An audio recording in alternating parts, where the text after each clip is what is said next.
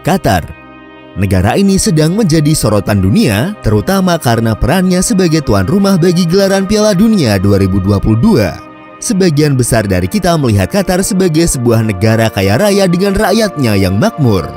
Bagaimana tidak, seperti yang sudah pernah kita bahas pada video sebelumnya, yang menyebutkan bahwa Qatar adalah salah satu negara terkaya di dunia.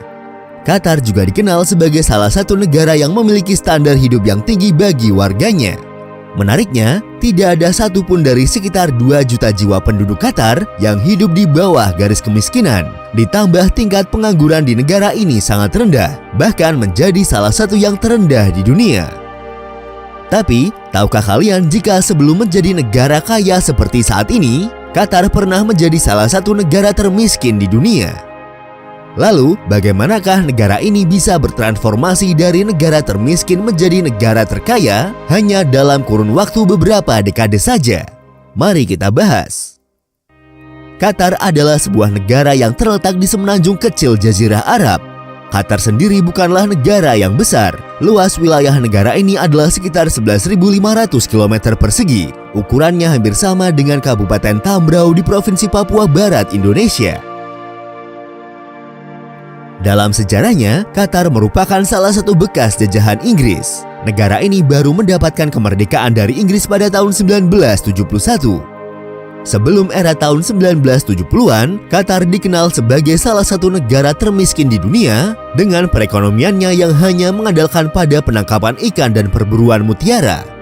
Namun setelah era tersebut, tepatnya pada tahun 1973, perekonomian negara ini mulai meningkat secara dramatis. Penyebab utamanya adalah meningkatnya permintaan dan kebutuhan minyak dunia. Seperti yang kita tahu, Qatar adalah salah satu negara dengan cadangan gas alam dan cadangan minyak bumi terbesar di dunia. Tentu saja dengan meningkatnya kebutuhan minyak dunia mendatangkan keuntungan besar bagi negara kecil tersebut. Tapi apakah benar hanya dari industri minyak dan gas alam saja, Qatar masih bertahan sebagai salah satu negara terkaya hingga saat ini?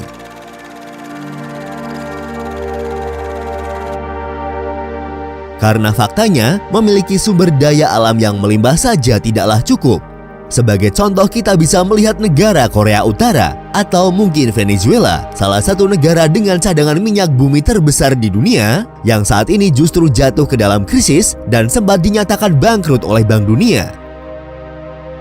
Dalam sejarahnya sendiri, penemuan ladang minyak pertama kali di Qatar terjadi pada tahun 1939 dan ekspor minyak pertama baru dilakukan pada tahun 1949. Namun, itu tidak mengubah Qatar menjadi negara kaya. Pada periode tersebut, Qatar masih dikategorikan sebagai salah satu negara termiskin.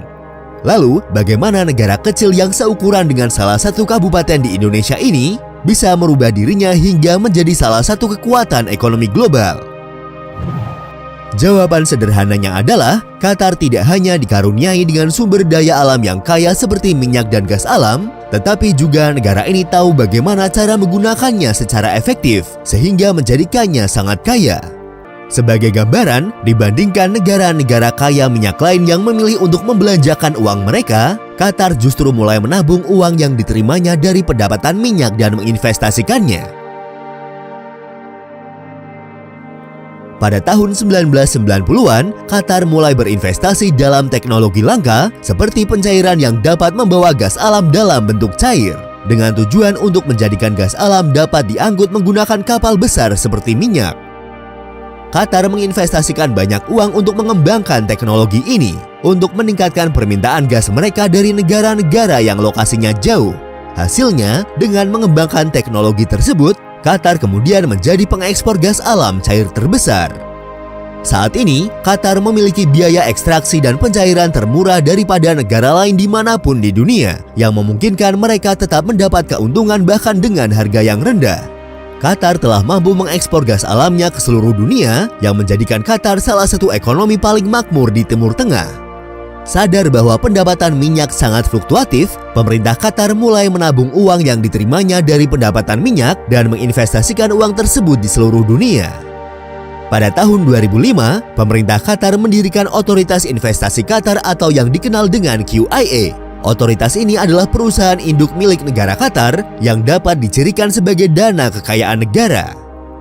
Sebagai dana kekayaan negara, negara Qatar menginvestasikan uang yang diterimanya dari pendapatan minyak dengan melakukan diversifikasi ke kelas aset baru.